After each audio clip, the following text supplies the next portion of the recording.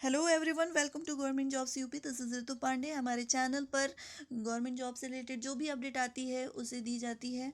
तो इसके लिए अगर आपको गवर्नमेंट जॉब की प्रिपरेशन कर रहे हैं, कोई इन्फॉर्मेशन चाहिए, तो आप हमारे चैनल को सब्सक्राइब कर सकते हैं और बगल में दिए हुए बेल आइकन को ज़रूर प्रेस कर लीजिए, जिससे हमारी लेटेस्ट अपडेट को आप पा सकते हैं। तो चलिए यहाँ पे देखते हैं हम। लोअर सबॉर्डिनेट ने 2.5 साल के बाद 2015 की कट ऑफ जारी कर दी है। यहाँ पर उत्तर प्रदेश लोक सेवा आयोग ने शनिवार को लोअर सबॉर्डिनेट परीक्षा 2005 से संबंधित सभी अभ्यर्थियों के प्राप्तांक एवं अंतिम रूप से चयनित अभ्यर्थियों के पदवार श्रेणीवार कट ऑफ अंक जारी कर दिया है। परीक्षा का अंतिम परिणाम 2.5 साल पहले जारी किया गया था। अभ्यर्थियों को कट ऑफ अंक के लिए लंबा इंतजार करना पड़ा। आयोग के परीक्षा नियंत्रक अरविंद कुमार मिश्र के अनुसार प्राप्तांक एवं कट ऑफ अंक आयोग की वेबसाइट पर 29 जनवरी तक उपलब्ध रहेंगे। इससे संबंधित कोई भी प्रार्थना पत्र सूचना का अधिकार अधिनियम 2005 के तहत स्वीकार नहीं किया जाएगा। आयोग ने जो कट ऑफ जारी किए हैं उसके अनुसार प्रमुख रूप से उपकारापाल पद के लिए अनारक्षित श्रेणी का अधिकतम न्यूनतम कट ऑफ 308 में से 290, ओबीसी के लिए 288 में से 285 और एसएससी वर्ग के लिए 277 में से 268, महिला वर्ग के लिए 299 में से 276, श्रम प्रवर्तक अधिकारी के पद के लिए अनारक्षित का 300 में से 271, ओबीसी का 270 में से 265, एसएससी वर्ग के लिए जो है 269 में से 256 और महिला वर्ग का 278 में से 271 अंक है। वहीं कर अधिकारी पंचायती राज विभाग पद के लिए अनारक्षित श्रेणी का 297 में से 290, ओबीसी के लिए 287 में से 286, एसएससी वर्ग का 276 में से 268 और महिला वर्ग के लिए 285 में से 280। विपणन निरीक्षण पद के लिए अनारक्षित श्रेणी का 309 में से 290, ओबीसी वर्ग के लिए 290 में से 287, एसएससी वर्ग के लिए 283 से में से 269, ऐसे और एसटी वर्ग के लिए 267 में से 267, महिला वर्ग का 290 से 276 और बाल विकास परियोजना अधिकारी पद के लिए अनारक्षित का 298 में से 290, ओबीसी का 286 में से 284 और एसएससी वर्ग का 268 में से 268 अंक हैं। तो ये कट ऑफ भी मैंने यहाँ पे बता दिए हैं। बाकी आप स्क्रीनशॉट ले सकते हैं या फिर आप हमारी वेबसाइट पे जाके इसको डिटेल में देख सकते हैं। और नेक्स्ट आते हैं हम जो शिक्षक भर्ती आई थी उसके गुणांक अंक जो हैं उसके समान उसके बारे में यहाँ पे इंफॉर्मेशन है। तो यहाँ पे सहायक अध्यापक गुणवत्ता अंक समान तो जन्मतिथि में आवंटित होगा स्कूल। यहाँ पे शिक्षक को 4 फरवरी तक ग्रहण करा दिया जाएगा उनका कार्यभार। सचिव बेसिक शिक्षा परिषद की ओर से 69 69,000 सहायक अध्यापक भर्ती में दूसरे चरण में चयनित 36,590 अभ्यर्थियों को विद्यालय का आवंटन 25 एवं 27 जनवरी को होगा। सचिव बेसिक शिक्षा परिषद द्वारा जारी दिशा निर्देश में कहा गया है कि विद्यालय आवंटन के दौरान 2 अध्यापकों के समान गुणवत्ता अंक होने पर जन्मतिथि के आधार पर शिक्षकों को वरीयता दी जाएगी। उम्र में वरिष्ठता के आधार पर विद्यालय का आवंटन किया जाएगा। जन्मतिथि भी समान होने की दशा में अंग्रेजी वर्णमाला के अक्षर के क्रम में विद्यालय का आवंटन होगा। नवनियुक्त शिक्षकों को आवंटित विद्यालय में 4 फरवरी तक कार्यभार ग्रहण करना होगा। सचिव बेसिक शिक्षा परिषद प्रताप सिंह बघेल की ओर से जारी निर्देश में कहा गया है कि दिव्यांग महिला अभ्यर्थियों को मिले गुणांक के आधार पर सबसे पहले विद्यालय का आवंटन होगा। विद्यालय आवंटन के दौरान दूसरे क्रम पर दिव्यांग पुरुषों को रखा गया है। सहायक अध्यापक भर्ती में मिले अंकों के आधार पर महिला अभ्यर्थियों को विद्यालय का आवंटन तीसरे क्रम पर किया जाएगा। महिला अभ्यर्थी के विद्यालय आवंटन के बाद पुरुष अभ्यर्थियों को उनकी मेरिट के आधार पर विद्यालय का आवंटन होगा। पुरुष अध्यापकों को उनके विकल्प के आधार पर विद्यालय आवंटन होगा। दिव्यांग शिक्षक शिक्षिकाओं के अतिरिक्त विशेष आरक्षण का लाभ पाने वालों को उनके गुणांक के आधार पर विद्यालय दिया जाएगा। सचिव की ओर से कहा गया है कि स्कूल की सूची तैयार करते समय ग्रामीण क्षेत्र में विद्यालयों को शामिल किया जाए। नगरीय क्षेत्र की सीमा के विस्तार के बाद ग्रामीण क्षेत्र के जो विद्यालय हों उनको विद्यालय आवंटन में न रखा जाए।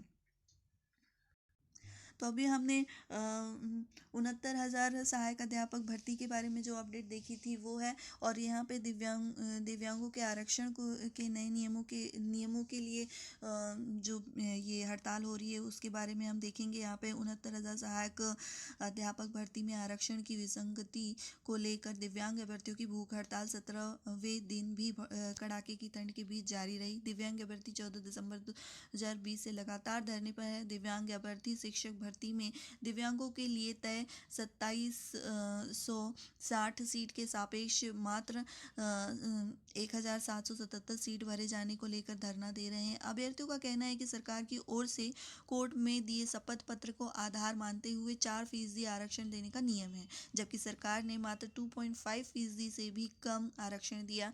धरने पर बैठने वालों में बहुत सारे अभ्यर्थी हैं। नेक्स्ट हम देखते हैं। यहाँ पे दूसरी अपडेट भी हमारी 69,000 शिक्षक भर्ती से रिलेटेड है। यहाँ पे नवनियुक्त शिक्षक जो हैं उनको 4 फरवरी तक ज्वाइन कर लेना है स्कूल। डिटेल में मैं अगर बताऊँ तो नवनियुक्त शिक्षक 4 फरवरी तक स्कूल कर ले ज्वाइन। यहाँ पे बेसिक शिक्षा परिषद प्राथमिक स्कूलों में नवनियुक्त 36,590 शिक्षकों को ऑनलाइन आवंटन कराएगा। प्रेरणा पोर्टल पर अपलोड सॉफ्टवेयर के जरिए प्रक्रिया पूरी करने का आदेश परिषद सचिव प्रताप सिंह बघेल ने जारी किया है।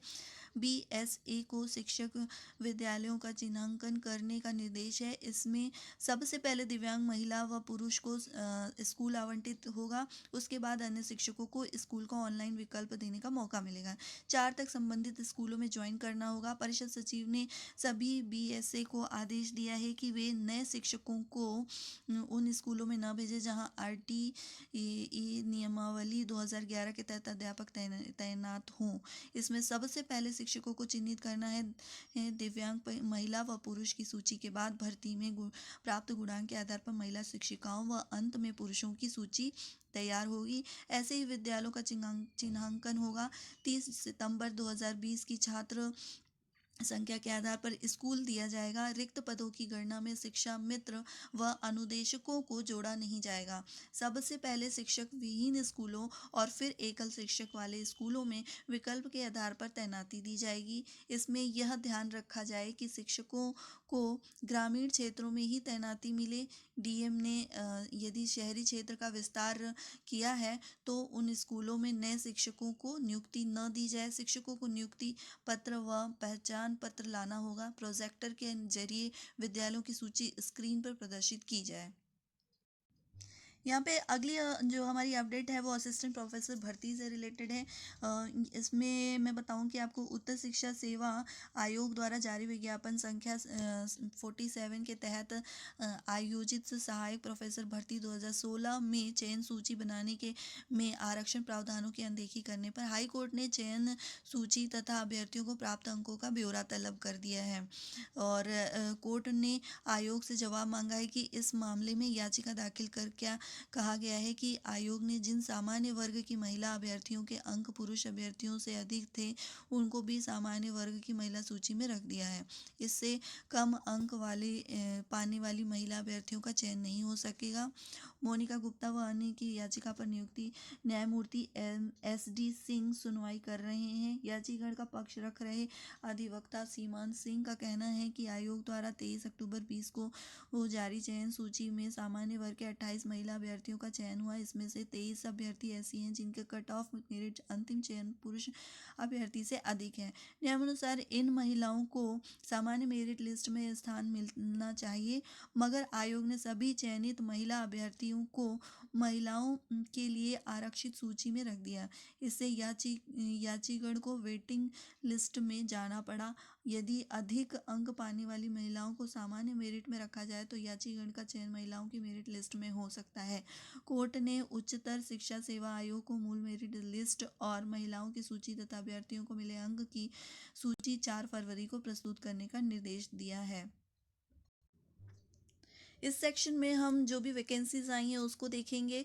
यहाँ पे भारत मौसम विज्ञान विभाग में नई दिल्ली से वैकेंसीज आई हैं, जिसमें साइंटिस्ट ई और साइंटिस्ट डी और साइंटिस्ट सी के लिए टोटल 54 पोस्ट निकले हैं, जिसमें पदानुसार अधिकतम आयु जो है वो 40 से 50 वर्ष है।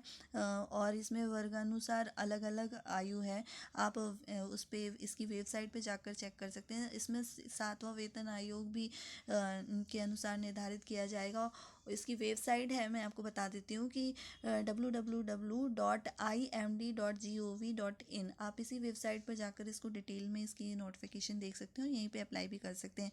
नेक्स्ट इसकी जो मैं शैक्षिक योग्यता है वो बता दूं कि इन पदों पर आवेदन के लिए उम्मीदवार के पास 60% अंकों से निर्धारित विषय में स्नातक परिस्नातक आवश्यक अनुभव के साथ अन्य पात्रताएं भी होनी चाहिए।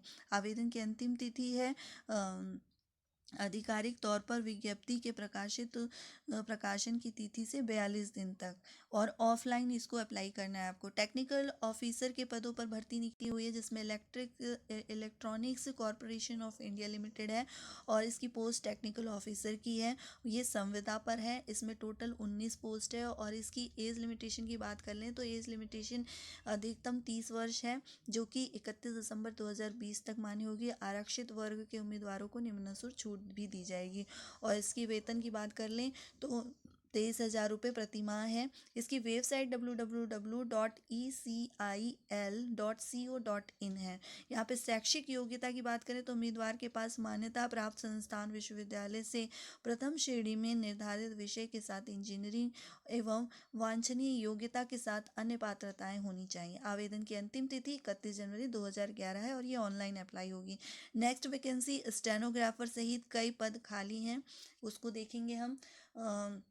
यहाँ पे जम्मू और कश्मीर के सर्विस सिलेक्शन बोर्ड से JKSSB से वैकेंसीज आई हैं, जिसमें टोटल पोस्ट 458 है। और यहाँ पे junior scale stenographer, corporate cameraman, film operator, junior assistant इत्यादि की पोस्ट आई है। और इसमें एज लिमिटेशन की बात करें तो 40, 42 और 43, 48 वर्ष है, जो कि 1 जनवरी 2020 तक मान्य होगी। शुल्क 350 रुपये ऑनलाइन माध्यम से आपको इसकी शुल्क जमा करनी है, एग्जामिनेशन फॉर्म। और शैक्षिक योग्यता की बात करें तो यहाँ पे पदानुसार 10वीं ITI डिप्लोमा, 12वीं स्नातक इत्यादि के साथ अन्य पात्रताएं होनी चाहिए। आवेदन ऑनलाइन करना है आपको और इसकी लास्ट डेट है 14 फरवरी 2021। इसकी नेक्स्ट इसकी जो वेबसाइट है वो बता देती हूँ आपको, www.jkssb.nic.in। नेक्स्ट मेडिकल ऑफिसर्स की वैकेंसी आई है, जिसमें ये दिल्ली परिवहन निगम विभाग से है। पद जो है वो मेडिकल ऑफिसर पार्ट टाइम और एलोपैथी की है। पोस्ट टोटल यहाँ पे 16 है। और एज लिमिटेशन की बात करें तो जो मैक्सिमम एज है वो 50 ईयर्स होनी चाहिए। और वेतन यहाँ पे 32,986 रुपये प्रति माह है। और 24,739 रुपये प्रति माह 4 वर्ष के कम अथवा ज़्यादा अनुभव के आधार पर होगी। पात्रता यहाँ पे MBBS एवं निर्धारित अनुभव नोट MBBS उत्तीर्ण करने के बाद अनुभव की गणना की जाएगी। आवेदन का पता यहाँ पे दिया हुआ है, manager personnel, Delhi transport corporation, headquarter IP state new Delhi. और इसका पिन कोड भी है। आवेदन की अंतिम तिथि 15 फरवरी 2021 है। और इसकी वेबसाइट है dtc.nic.in। आप इसी वेबसाइट पर जाकर वैकेंसीज को चेक कर सकते हैं और इसके एड्रेस भी यहाँ पे दिए हुए हैं, तो आप ये सारी वैकेंसीज को एक बार चेकआउट कर लेना। नेक्स्ट जो इन्फॉर्मेशन है वो UGC से रिलेटेड है, जिसमें विश्वविद्यालय में नए शिक्षकों के लिए प्रशिक्षण अनिवार्य कर दिया गया है। विश्वविद्यालय और कॉलेजों में नियुक्त होने वाले नए शिक्षकों के लिए अब शुरुआती प्रशिक्षण अनिवार्य होगा। उच्च शिक्षण संस्थानों की शैक्षिक गुणवत्ता बेहतर करने के लिए विश्वविद्यालय अनुदान आयोग ने यह अहम फैसला लिया है। नए शिक्षकों को संस्थान परिचय के साथ विषय वस्तु, छात्रों के साथ व्यवहार, पढ़ाने का तरीका और शोध से जुड़े आदि से रूबरू कराया जाएगा। इसके साथ संस्थान के मौजूदा शिक्षकों के लिए पहले से चल रहे रिफ्रेशर कोर्स भी जारी रखे जाएंगे। यूजीसी ने शिक्षकों के प्रशिक्षण के से जुड़े इस प्रोग्राम का मसौदा तैयार कर लिया है। इसे induction and mentorship for teacher of higher education नाम दिया गया है। विश्वविद्यालयों से इस पर 6 फरवरी तक राय मांगी गई है। इसके बाद इससे जुड़ी गाइडलाइन को अंतिम रूप से दिया जाएगा। यूजीसी के मुताबिक यह प्रोग्राम इसी साल से देश भर में के सभी विश्वविद्यालयों और कॉलेजों में लागू कर दिए जाएंगे। नए शिक्षकों के शुरुआती प्रशिक्षण की अवधि भी तय कर दी गई है। नियुक्ति के साल भर के भीतर ही उन्हें यह प्रशिक्षण प्रोग्राम में शामिल होना होगा। पूरा प्रोग्राम 160 से 175 घंटे की अवधि का होगा। फिलहाल इस प्रयोग में प्रशिक्षण के रूप में संस्थान के वरिष्ठ व 10 शिक्षकों के साथ सेवानिवृत्त हो चुके शिक्षक भी शामिल किए जाएंगे। यूजीसी ने विश्वविद्यालयों की प्रशासनिक दक्षता को बेहतर बनाने के लिए भी एक प्रशिक्षण प्रोग्राम चलाने की योजना बनाई है। नेक्स्ट जो है यहाँ पे पीसेस मेन से रिलेटेड टॉपिक है। इसमें जो आपको पता है कि ये तीसरा दिन है पीसेस मेंस का और पेपर चल रहे हैं पीसेस मेंस 2020 के। तो यहाँ पे हम उसके पेपर की और उसके बारे में देखेंगे। पीसेस 2020 की मुख्य परीक्षा के तीसरे दिन शनिवार को तीसरे और चौथे प्रश्न पत्र की परीक्षा आयोजित की गई। तीसरे प्रश्न पत्र का स्वरूप जहाँ तथ्यात्मक रहा, वहीं चौथे प्रश्न पत्र में एथिक्स आधारित सवाल पूछे गए, जिनमें बेईमानी, भ्रष्टाचार, निष्पक्षता, प्रतिबद्धता, ईमानदारी जैसे मुद्दे छाए रहे। विशेषज्ञों के मुकाबले पेपर का स्तर पिछले वर्ष के मुकाबले बेहतर और अधिक संतुलित रहा। दोनों ही पेपर आसान थे। चौथे प्रश्न पत्र में केस स्टडी से संबंधित और परिस्थिति आधारित थे। मसलन एक अधिकारी ने अपने कर्मचारी को रिश्वत लेते रंगे हाथ पकड़ा। अधिकारी जानता है कि कर्मचारी को बर्खास्त किया तो उसके वृद्ध माता पिता बेघर व बेसहारा हो जाएंगे, इसलिए अधिकारी ने उसे चेतावनी देकर छोड़ दिया। अभ्यर्थियों से कहा गया कि कल्पना कीजिए अगर आप वही अधिकारी हैं तो आप क्या करेंगे। ये क्वेश्चन है और इसका आंसर मांगा गया है। एंड यह भी पूछा गया है कि लोक सेवक शब्द के आप क्या समझते हैं। सहिष्णुता एवं सहानुभूति और अभिवृद्धि एवं अभिक्षमता में विभेद करने को भी कहा गया। साथ ही अभ्यर्थियों ने सिविल सेवा के संदर्भ में निष्पक्षता एवं प्रतिबद्धता की विवेचना भी की। वहीं इस कथन का परीक्षण करना था कि बेईमान अधिकारियों के अभियोजन के लिए सरकार की स्वीकृति की आवश्यकता भ्रष्टाचार के लिए एक सुरक्षा की ढाल है। अभ्यर्थियों से पूछा गया कि ईमानदारी क्या है।